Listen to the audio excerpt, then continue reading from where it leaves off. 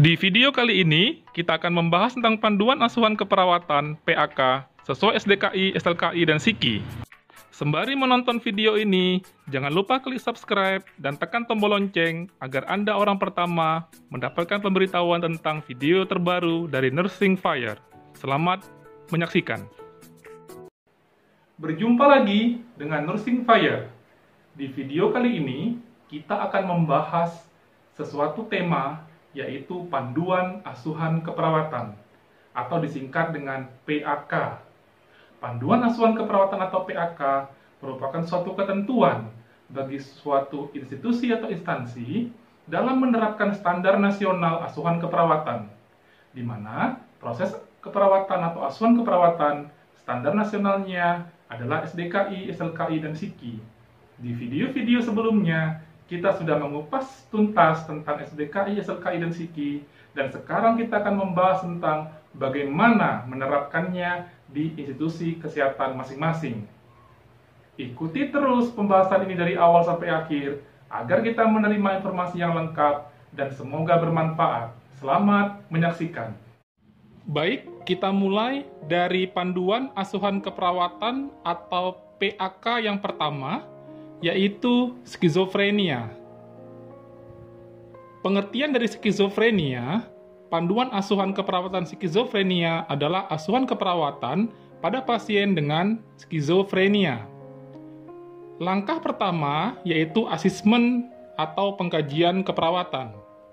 Di sini, asesmen keperawatan yang bisa dan banyak dijumpai pada pasien dengan skizofrenia yaitu pertama waham, kemudian halusinasi, kemudian kekacauan alam pikir, keempat gaduh gelisah, tidak dapat diam, mondar-mandir, agresif, bicara semangat, dan gembira berlebihan, bermusuhan, afek atau emosi yang tumpul dan datar, menarik diri, dan yang kedelapan pasif. Ini merupakan asesmen atau tanda gejala atau pengkajian yang sering muncul pada pasien dengan skizofrenia. Tetapi ini merupakan sesuatu yang umum. Pada pasien-pasien skizofrenia, tidak semua mengalami 8 tanda gejala ini.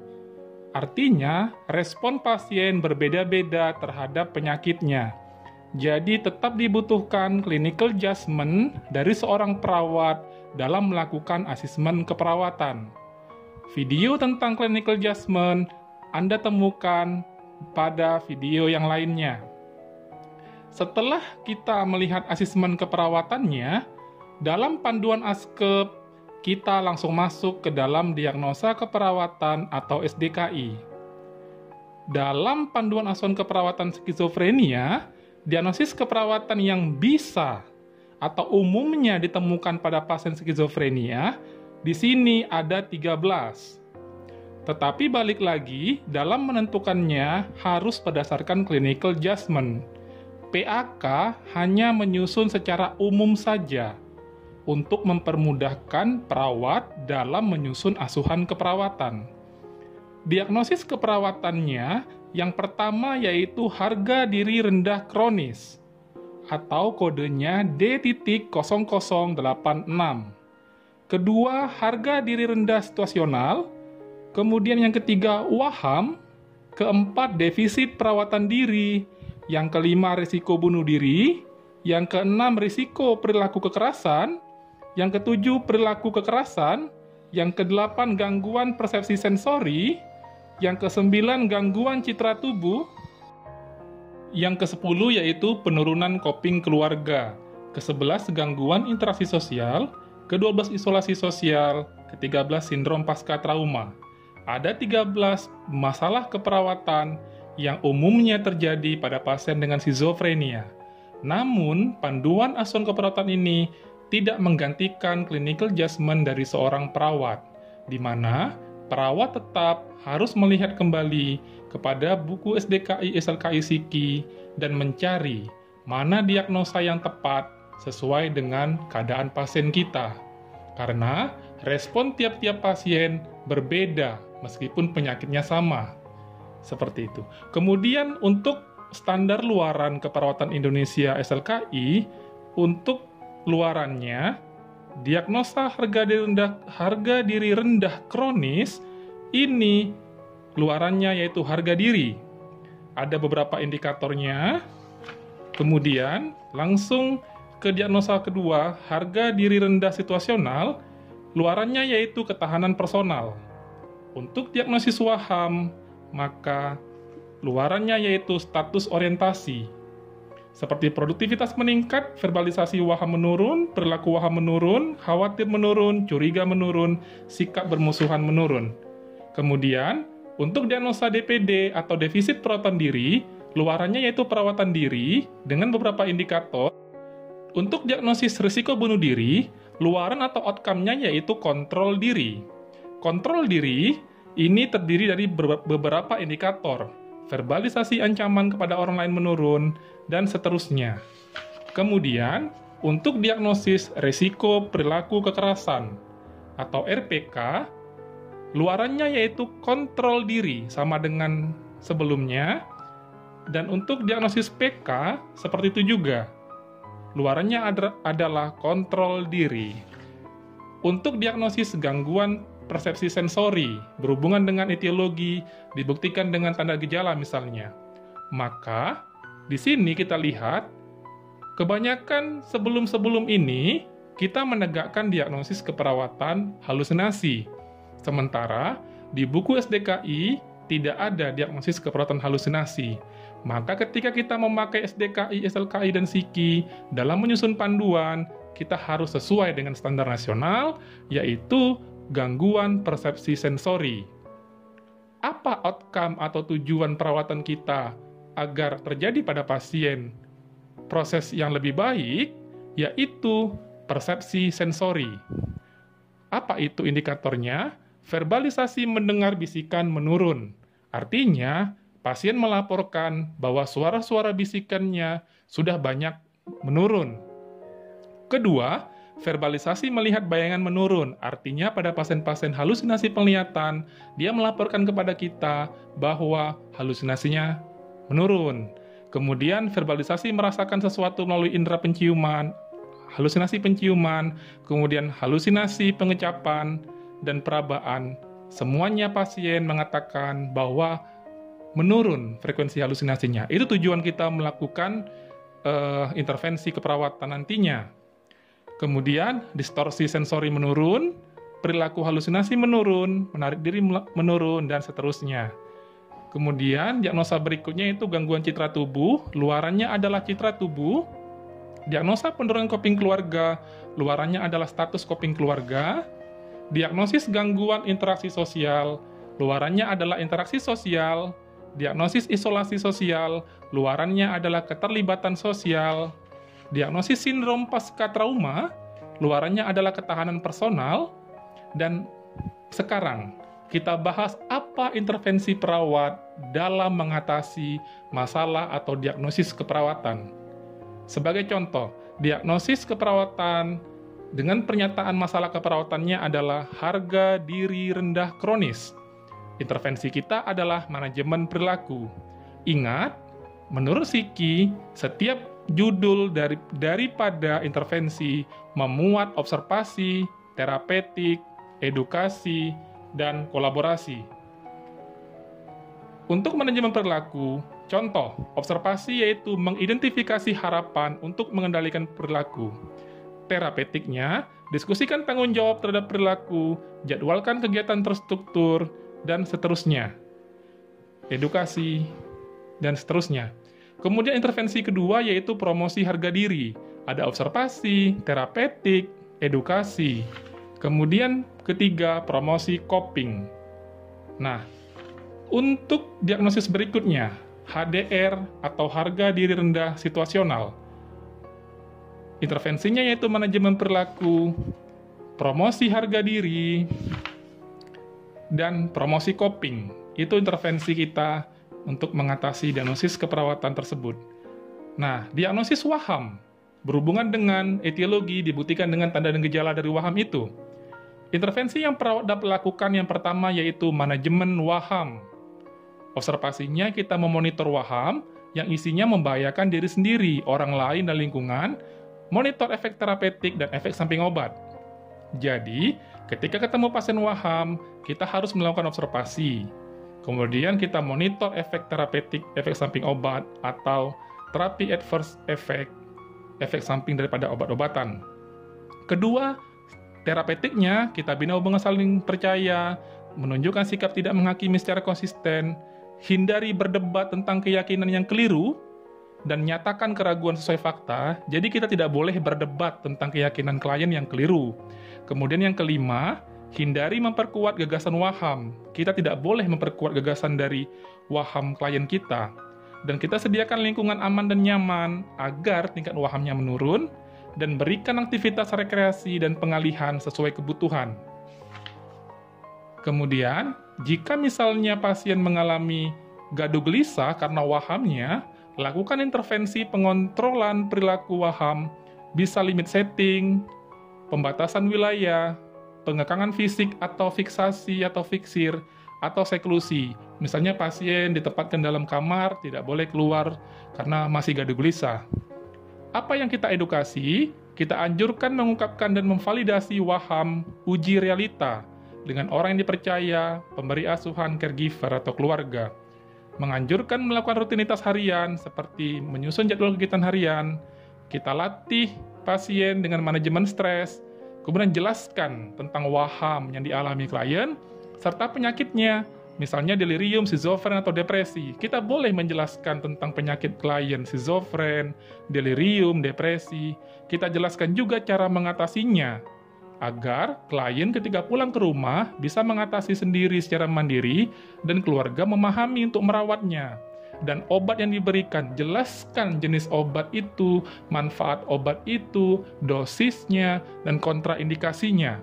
Sehingga klien mendapat informasinya lengkap tentang penyakitnya, cara mengatasi penyakitnya, dan obat yang harus diminumnya. Kemudian, kita kolaborasi dengan dokter dalam pemberian obat. Itu intervensi pertama, manajemen waham. Intervensi kedua, orientasi realita, yaitu ada observasi, monitor perubahan orientasi, monitor perubahan kognitif dan perilaku. Dalam terapeutiknya, perkenalkan nama saat memulai interaksi, orientasikan orang, tempat, dan waktu, hadirkan realita. Kemudian, atur stimulus sensorik dan lingkungan, misalnya kunjungan. Jangan kunjungannya terlalu ramai. Pemandangan, suara, jangan suara yang terlalu bising. Pencahayaan, kadang-kadang klien dengan pencahayaan yang terlalu terang atau terlalu gelap misalnya, bisa memicu dia mengalami waham, bisa memicu yang namanya halusinasi.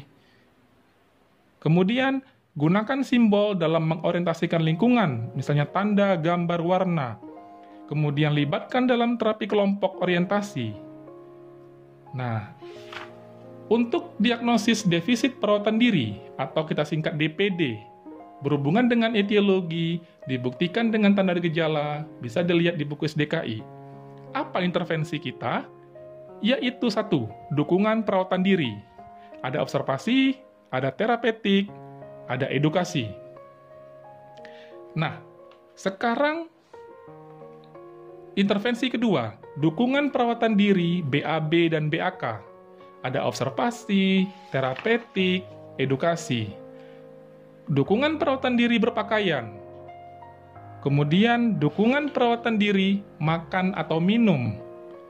Jadi tugas kita adalah tetap melakukan intervensi ketika pasien mengalami defisit perawatan diri makan dan minum, seperti misalnya kita lihat dietnya, kita monitor kemampuan menelannya, monitor status hidrasi atau cairan pasien, kita ciptakan lingkungan yang menyenangkan pada terapeutik, atur posisi yang nyaman untuk makan atau minum, lakukan oral hygiene sebelum makan, biar bersih mulutnya, biar enak dia makan, letakkan makanan di sisi mata yang sehat, sediakan sedotan untuk minum, siapkan makanan dengan suhu yang meningkatkan nafsu makan. Kadang pasien kita, atau kita juga, kadang-kadang ketika makanan sudah dingin, sudah lama, maka tidak enak lagi. Misalnya pasien suka dengan makanan hangat, kita usahakan selesai masakan itu kita masak, atau dari bagian gizi, maka ketika hangat kita berikan kepada klien, agar meningkatkan nafsu makannya. Sediakan makanan dan minuman yang disukai. Kita tanyakan apa yang disukainya, meski harus tetap mematuhi diet yang dianjurkan. Kemudian kita beri pengajaran atau edukasi tentang posisi makanan pada pasien yang mengalami gangguan penglihatan. Kemudian kolaborasikan dalam pemberian obat, misalnya analgesik, antiemetik sesuai indikasi. Dan ingat, selalu memantau efek samping dalam pemberian obat. Kemudian, dukungan perawatan diri mandi. Ada observasi, terapeutik, edukasi. Nah, untuk pasien dengan masalah keperawatan risiko bunuh diri, apa intervensi perawat? 1. Manajemen mood. Manajemen mood kita melihat, mengobservasi, identifikasi moodnya, tanda gejalanya, riwayat penyakitnya, identifikasi risiko atau keselamatan diri dan orang lain, monitor fungsi kognitif pasien, konsentrasinya, memorinya, kemampuan membuat keputusan, kemudian terapeutik, kemudian edukasi. Intervensi berikutnya yaitu dalam mengatasi pasien bunuh diri, yaitu pencegahan bunuh diri. Ada observasi, ada terapeutik. Identifikasi risiko gejala bunuh diri, identifikasi keinginan dan pikiran rencana bunuh diri, monitor lingkungan bebas dari bahaya, seperti barang pribadi, pisau cukur atau jendela, monitor adanya perubahan mood atau perilaku. Kemudian kita tindakan terapeutik, edukasi, dan kolaborasi. Kolaborasikan kepada dokter dalam pemberian obat anti-ansitas atau antipsikotik sesuai indikasi. Kolaborasi tindakan keselamatan kepada profesional pemberi asuhan lainnya, dan rujuk ke pelayanan kesehatan mental. Nah, untuk risiko perilaku kekerasan, intervensinya yaitu pencegahan perilaku kekerasan. Kemudian, promosi coping.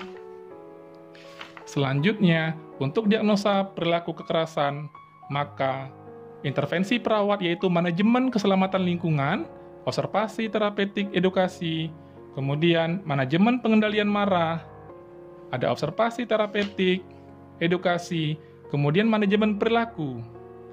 Nah, dan selanjutnya, intervensi yang keempat, manajemen mood.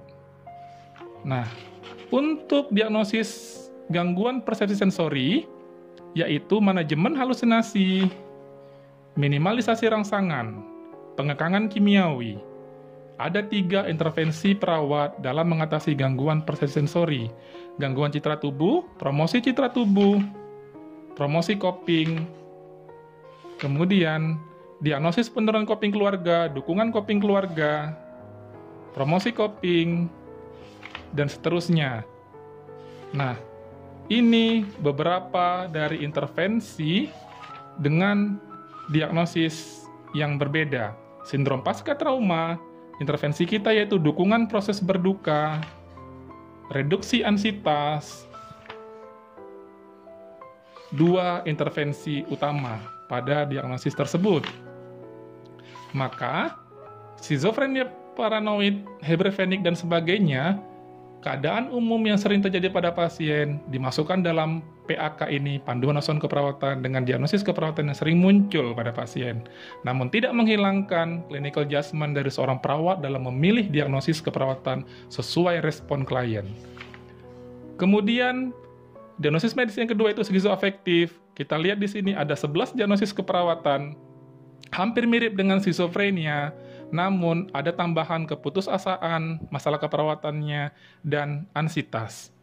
Ini untuk skizoafektif. Kita akan melihat pada diagnosis medis berikutnya. Pada diagnosis medis gangguan psikotik akut, diagnosis keperawatannya ada 9. Dan ini hampir mirip dengan diagnosis keperawatan di diagnosis medis yang kita bahas PAK sebelumnya. Kemudian, ada di sini diagnosis medis depresi, di mana ada 9 diagnosis keperawatan, dan tambahannya berbeda dengan diagnosis keperawatan di diagnosis medis yang lain, yaitu berduka dan keletihan. Untuk diagnosis medis panduan asuhan keperawatan bipolar, maka diagnosis keperawatan yang sering muncul pada pasien dengan bipolar kemungkinan ada 8. Gangguan pola tidur, ansitas, coping tidak efektif, risiko bunuh diri, risiko perilaku kekerasan, keputusasaan, ketidakberdayaan. Ada 2 tambahan diagnosis yang berbeda dengan sebelumnya, yaitu gangguan pola tidur dan coping tidak efektif.